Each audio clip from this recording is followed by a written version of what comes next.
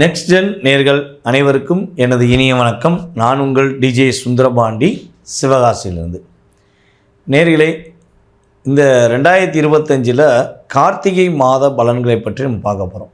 கார்த்திகை மாதம், இந்த கார்த்திகை மாதம் அப்படின்னு சொன்னே நம்ம எல்லாருக்குமே ஃபஸ்ட்டு ஒரு விஷயம் என்னென்னா, யார் யாரெல்லாம் தன்னம்பிக்கையும் தைரியமும் இல்லாமல் இருக்கிறார்களோ அனைவரும் இறைவனுடைய அருளால் அற்புதமாக வாழக்கூடிய ஒரு சிறப்பான மாதம்தான் நம்மளுடைய கார்த்திகை மாதம். இதை எதன் அடிப்படையில் நம்ம மெயினாக எடுக்கணும்னா, ஒவ்வொரு மாதம் பலன்கள் அப்படின்னு பார்க்கும் பொழுது நம்ம தமிழ் மாத பலன்கள் எல்லாமே சூரிய பகவானை அடிப்படையாக கொண்டு தான் பார்ப்போம்.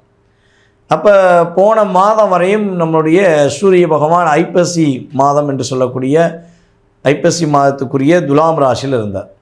அப்போ துலாம் ராசி சூரியன் தன்னுடைய வலு இழக்கிறார், அதாவது நீஷம் அடைகிறார் அப்படின்னு சொல்லுவோம். நம்மளுடைய ஜோதிட பழமொழியில் வார்த்தைகளை சொல்லும்போது நீஷம் அப்படின்னு சொல்லுவோம். அப்போ நீஷம் பெற்ற சூரியன் உச்ச நிலையை நோக்கி பயணிக்கக்கூடிய ஒரு அற்புதமான காலம்தான் நம்முடைய கார்த்திகை மாதம். சூரியன் பார்த்திங்கன்னா இப்போ கரெக்டாக விருச்சக ராசிக்குள்ளே நுழைகிறார். விருச்சக ராசிக்குள்ளே நுழையும் முதல் நாளே கார்த்திகை ஆரம்பிக்கப்படுகிறது. அப்போ டைரெக்டாக அவர் என்ன பண்ணுறாருன்னா, விருச்சக ராசியில் ஆரம்பிக்கிறவர் மேஷ ராசி வரையும் செல்லும்பொழுது மேஷத்தில் தான் சூரியன் உச்சமடைகிறாங்கிறது உண்மை. அப்போ அவருடைய உச்ச நிலையை நோக்கி பயணிக்கும் போது சூரியன் தான் நம்முடைய கதிர்வீச்சுகளுடைய நம்முடைய அத்தனை விதமான செயல்பாடுகளுக்கும் சூரியனுடைய கதிர்வீச்சுகள் மிகப்பெரிய முக்கியமான பங்கு உண்டு என்பது எல்லாருக்கும் தெரிஞ்ச விஷயம். அப்போ சூரியன் செவ்வாய் வீட்டிலிருந்து செவ்வாயுடன் பயணித்து மேலும் புதனுடைய கிரகமைப்புடன் சேர்ந்து பயணிக்கக்கூடிய ஒரு அற்புதமான காலகட்டம். இந்த மாதத்தில் பார்த்திங்கன்னா நம்முடைய செவ்வாய் ஆட்சி அடைகிறார். அதே போல் பார்த்திங்கன்னா நம்முடைய குரு பகவான் உச்சமடைகிறார். சுக்கிரன் இங்கே ஆட்சி அடைகிறார். அப்போ கிட்டத்தட்ட 2 கிரகங்கள் ஆட்சி. சுக்கிரன் பார்த்திங்கன்னா துலாமில் இருப்பார். அப்போ 2 கிரகங்கள் ஆட்சி, ஒரு கிரகம் உச்சம் என்ற செயல்பாடுகளில் உச்ச நிலையை நோக்கி சூரியன். இதுதான் நம்ம மெயினாக பார்க்க வேண்டிய விஷயங்கள். இதுக்கு அடுத்தபடியாக இந்த மாத பலன்களில் ராகு பகவான் எப்போதும் போல் நம்மளுடைய கும்பராசியிலும், கேது பகவான் எப்போதும் போல் சிம்ம ராசியிலும் வந்திருப்பாங்க.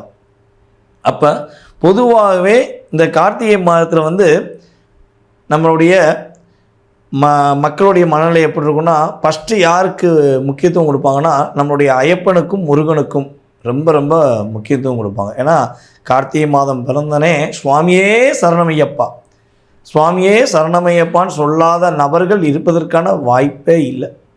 அதே போல் வெற்றிவேல் முருகனுக்கு அரோகரா, இந்த 2 மந்திரங்களை யாரெல்லாம் கார்த்திகை மாதத்தில் அதிகமாக பயன்படுத்துகிறார்களோ அவர்களுடைய வாழ்க்கையில் எவ்வளோ பெரிய இன்னல்களும் எவ்வளோ பெரிய துன்பங்களும் எவ்வளோ பெரிய கவலைகளும் இருந்தாலும் நம்மளுடைய சபரிமலைநாதன் சுவாமி ஐயப்பனும் நம்மளுடைய ஆறுபடை நாயகன் முருகனும் இணைந்து நமக்கு பலவிதமான அற்புதங்களை தரப்போகிறாங்க.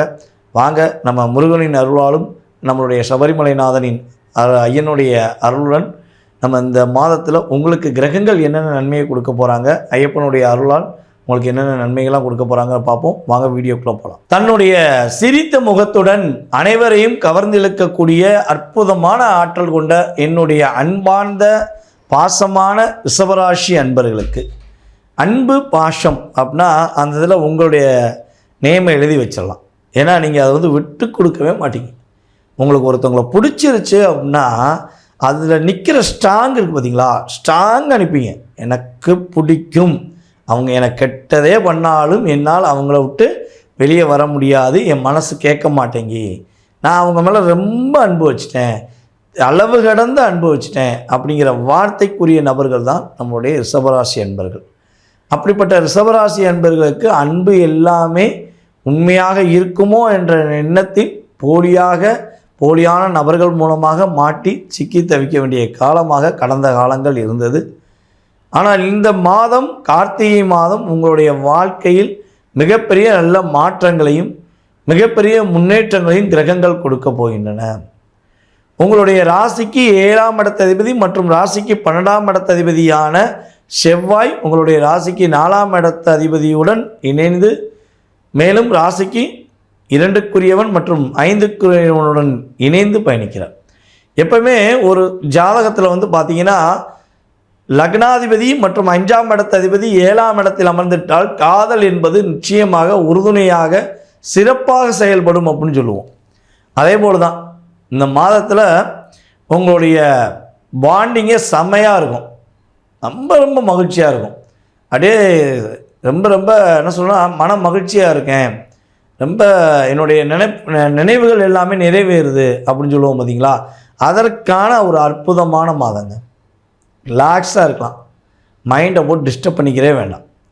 ரெண்டாவது இந்த மாதத்தில் சுப நிகழ்ச்சிகள் உங்கள் வீட்டில் நடத்துவீங்க. ஒன்று உங்களுக்கு திருமணத்துக்கான விஷயங்கள் பார்த்துக்கிருக்கீங்கன்னா உங்களுக்கு ஏற்ற ஒரு மன வாழ்க்கை அமையும், அல்லது உங்களுடைய மூத்த சகோதரருக்கோ சகோதரிக்கோ அல்லது இளைய சகோதர சகோதரிகளுக்கோ அலைன்ஸ் பார்க்குறீங்கன்னா கட்டாயமாக அவர்களுக்கு சுப நிகழ்ச்சிக்கான விஷயங்கள் எவ்வளோ பெரிய தடைகள் இருந்தாலும் தடைகளை நிவர்த்தி செய்து கிரகங்களுடைய உதவியுடன் உங்களுக்கு ஏற்ற வாழ்க்கை துணையை நீங்கள் சந்திப்பீர்கள். அதற்கான கிரக அமைப்புகள் ரொம்ப ரொம்ப சாதகமாக இருக்குது. இதில் லவ் மேரேஜ் அப்படிங்கிற விஷயத்த ரிஷபராசினியர்கள் அதிகமாக கையில் எடுப்பீங்க. எப்படியா காதல் திருமணம் பண்ணிடணும், காதல் நம்ம வெற்றி பெறணும். ஆனால் எனக்கு தெரிஞ்ச ரிஷபராசி என்பவர்களை 2வது காதலில் சென்று அதில் வெற்றி பெற்றவர்கள் அதிகம். முதல் காதலில் நிறைய பிரச்சனைகளை சந்தித்து அதற்கு பிறகு மீண்டும் இணைவதற்கான சூழ்நிலை தான் அதிகமாக வந்திருக்கும். இது கடந்த காலங்களில் நடந்தால் நீங்கள் கமெண்ட்ஸ் கொடுக்கலாம், தப்பு இல்லை, ஓகேவா? அப்படி இருக்கும்பொழுது இந்த மாதம் காதலில் வெற்றி, காதல் செய்து கொண்டிருப்பவர்கள் திருமணத்துக்குரிய ஒரு பந்தத்தில் இணைவதற்கான பாக்கியம் உண்டு. ஆனால் திருமணத்தில் இணையும் போது கட்டாயமாக உங்களுடைய பெற்றோர்களின் ஆசீர்வாதம் என்பது ரொம்ப ரொம்ப முக்கியம், ஓகேவா? எத்தனை நாள் நீங்கள் காத்திருந்தீங்களோ, எத்தனை நாள் நீங்கள் பொறுமையாக இருக்கீங்களோ, எப்படியாச்சும் உங்களுடைய பேரண்ட்ஸ்கிட்ட நீங்கள் ஆசீர்வாதம் வாங்கிட்டு தான் நீங்கள் திருமணம் முடிக்கணும். அப்போது தான் நிறைய நல்ல மாற்றங்களை நீங்கள் உணர முடியும், ஓகேவா? சரி, இந்த மாதத்தில் இன்னொரு விஷயம் பார்த்திங்கன்னா, யாரெல்லாம் ரிஷபராசி என்பவர்களில் அரசாங்க வேலைக்கு முயற்சி எடுக்கிறீர்களோ அந்த முயற்சியில் வெற்றி பெறுவீர்கள். அல்லது நான் அரசாங்க வேலை படிக்கலாம்னு நினைக்கேன், அரசாங்க வேலையில் படிக்கலாம் பார்க்க, அதற்கான முயற்சி எடுக்கிறது எந்த மாதத்தில் எடுக்கலாம்? கார்த்திகை மாதம் எடுக்கலாம். டைரெக்டாக உங்களுடைய ராசியை சூரியன் அமர்ந்து பார்க்கக்கூடிய ஒரு அற்புதமான மாதம் தான் இந்த மாதம். அதுவும் உங்களுடைய ராசிக்கு 7ஆம் இடத்து அதிபதியுடன் சேர்ந்து பார்க்குறார். அப்போ கட்டாயமாக உங்களுக்கு வேலை கிடைக்கும். நிதிநிலைகள் சூப்பராக இருக்கும். இது எப்படி சொல்கிறோம்னா, உங்களுடைய ராசிக்கு 2க்குரியவன் என்று சொல்லக்கூடிய புதன் 7ல் அமர்ந்திருக்கனால இந்த நிதிநிலை எப்படி வரும்னா, ஒன்று உங்களுடைய திறமை மூலமாக வரும், மற்றொன்று பார்த்திங்கன்னா உங்களுடைய நண்பர்கள், உங்களுடைய உறவினர்கள், இந்த உறவுகளில் மிக முக்கியமான நல்லவர்கள்னு சொல்லக்கூடிய பாசமான நபர்கள் மூலமாக உங்களுடைய அடுத்த கட்ட ஸ்டெப் எடுத்து வைக்கிறதுக்கான ஒரு இயக்கமாக இருக்கும்.